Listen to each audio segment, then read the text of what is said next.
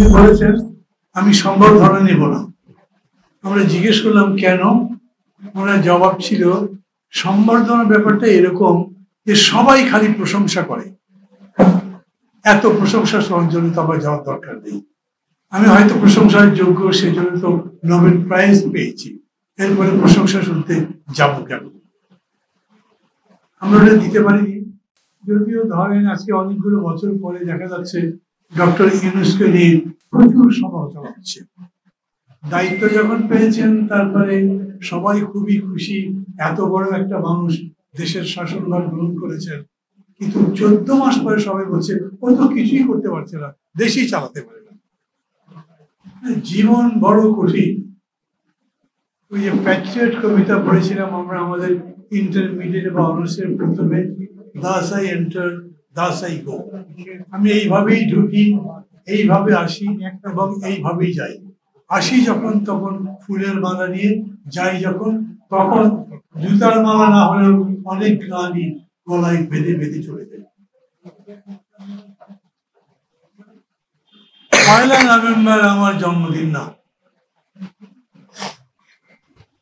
আমাদের সময় কি হতো, আপা ভর্তি করতে গেছেন স্কুলে, নাম কি ছেলের? বললাম। বয়স কত?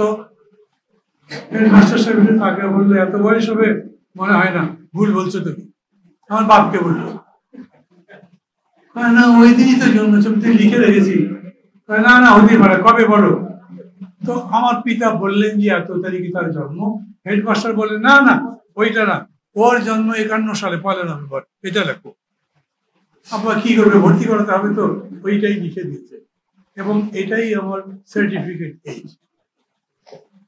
কালকে রাত্রে 12টার পরে বিধি আমাকে ফোন করেছে জন্মদিনের শুভেচ্ছা জানাতে। ওকে আমি বললাম আমার তো এটা জন্মদিন না। ও বললো সার্টিফিকেটে যখন আছে তখন এটাই আপনার জন্মদিন। আমি মানলাম, কি করব? আমি আগে স্বাধীনকে বললাম যে এইসব জন্মদিন কিন্তু আমি যাব না, এই অনুষ্ঠান আমার দরকারও নাই, আমি পছন্দ করি না।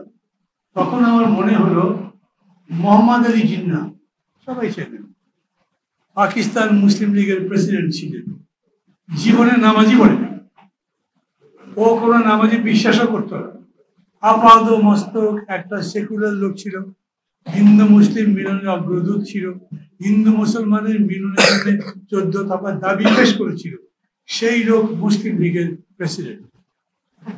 আর মহাত্মা গান্ধী ছাগলের দুধ খেতেন, সমস্ত পূজা আহ্নিক করতেন, একদম সাত্ত্বিক ব্রাহ্মণ ছিলেন। উনি ভারতের একজন ধর্মনিরপেক্ষ ব্যক্তি।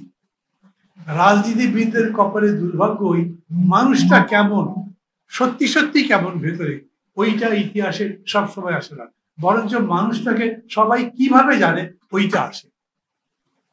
শেখ মুজিবুর রহমান, ফণীভূষণ মজুমদার তার খাদ্যমন্ত্রী ছিলেন, তাই ওদের মানবটাকে ডাকতো,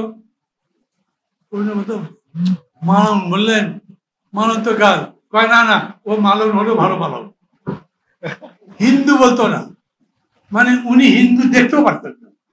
বলা হয় যে কলকাতাতে যে রাইট হয়েছিল 40-এর পরে, আমাদের স্বাধীনতা মানে ভারত বিভক্তির আগে, সেই রাইটে উনি বিরাট একটা পান্ডা ছিলেন। অথচ শেখ মুজিবুর রহমান বাংলাদেশকে একটা সেকুলার বা ধর্মনিরপেক্ষ রাষ্ট্র হিসেবে গড়ে গেছেন। মাহমুদুর রহমান মান্নার অবস্থা তাই, খালেদা জিয়ার মতো। কবে জন্মেছে? মানে ইন্টারমিডিয়েট সার্টিফিকেটের বয়স এত, স্কুলের সার্টিফিকেটের বয়স এত, আর ভর্তির সময় বয়স থেকে 4টা 3টা নাকি তার জন্মদিন, কিন্তু সবাই মিলে শেষ পর্যন্ত একটাই জন্মদিন রেখেছে। উনি বলেছেন 15ই আগস্টেই আমার জন্মদিন, এবং তাই চলছে। এখন আপনারা সবাই মিলে আরোপ করেছেন আমি 1951 সালের 1 নভেম্বর জন্মগ্রহণ করেছি, তাই মাথা পেতে দিচ্ছি, কি করবো, এই জন্য আসছি। আমার কাছে আর বিকল্প নাই। যদি আমি এমন কোনো মানুষ হয়ে যাই যে আমার জীবনী লেখা হবে, তাহলে সেই জীবনীতে আমার জন্মদিন আজকের দিনে লেখা থাকবে, সত্যি হোক আর মিথ্যা হোক, এটাই ইতিহাস হয়ে যাবে। ইতিহাস আসলে হাততালি দিলেন কেন? ইতিহাস আসলে এইরকম করে রচিত হয়, যেটা ইতিহাস নয় ভূগোল, সেইটা ইতিহাস হয়ে যায়, এরকম করে চলছে। আমি তার উদাহরণ বললাম। যেমন ধরেন কল্যাণ রাষ্ট্রের জনক আমি নইতো। কল্যাণ রাষ্ট্র বিষয়টা কিভাবে আসলো? যেরকম করেই হোক না কেন, পুঁজিবাদের প্রচন্ড অত্যাচার নির্যাতনের বিরুদ্ধে মানুষ যখন খুবই বিক্ষুব্ধ, তখন সবাই সমাজতন্ত্রের পক্ষে গেল এবং সমাজতান্ত্রিক বিপ্লব হলো সোভিয়েত ইউনিয়নের। কি বিশাল কাহিনী জানেন আপনারা? অক্টোবর সমাজতান্ত্রিক বিপ্লব সারা পৃথিবীকে কাঁপিয়ে দিয়েছিল। 50 বছরের বেশি সময় সোভিয়েত ইউনিয়নের সমাজতন্ত্র থাকবার পরে সমাজতন্ত্র ভেঙে গেল। কেন? মানুষই মানুষ গরু ছাগল নয়। মানুষের গলার মধ্যে দড়ি বেঁধে কলুর বলদের মধ্যে ঘুরাতে পারবেন না। মানুষের নিজস্ব ইচ্ছা আছে, স্বপ্ন আছে, তার আকাঙ্ক্ষা আছে, সে নিজের মতো চলতে চায়। অন্য যেরকম করে বলবে সেই রকম করে চলবে। মানুষ ওই জীব নয়। কুকুরকে প্রতিদিন 2 টুকরা 3 টুকরা করে মাংস দেন, ওই সময় সে মাংস খাবার জন্য আসবে। মানুষ তার নাও আসতে পারে। মানুষ ভাববে দেখি তো অন্য কোনো বুদ্ধি আছে কিনা, কারণ মানুষের বুদ্ধিটা অন্য যে কোনো প্রাণীর চাইতে আলাদা। সে বৈশিষ্ট্য বর্ণিত, সমস্ত সৃষ্টির সেরা, এতে কোনো সন্দেহ নেই। অতএব মানুষ যখন সমাজতন্ত্র করলো, তুমি এই নিয়মে উৎপাদন করো, এইভাবে তোমাকে বন্টন করো, এই খাও, এই পড়ো, এতেই তোমার তৃপ্তি। মানুষ বললো আমার তৃপ্তি কিসের সেটা আমি ঠিক করবো, তুমি বলে দেবে না। এখন আপনি যদি বলে দেন মাহমুদুর রহমান না, সোজা হয়ে ঘুমাও, এতেই তোমার ভালো, আমি বলি না, কাজ হয়ে ঘুমালে ভালো লাগে, আমাকে আপনি সোজা হয়ে ঘুমাতে বাধ্য করতে পারবেন না।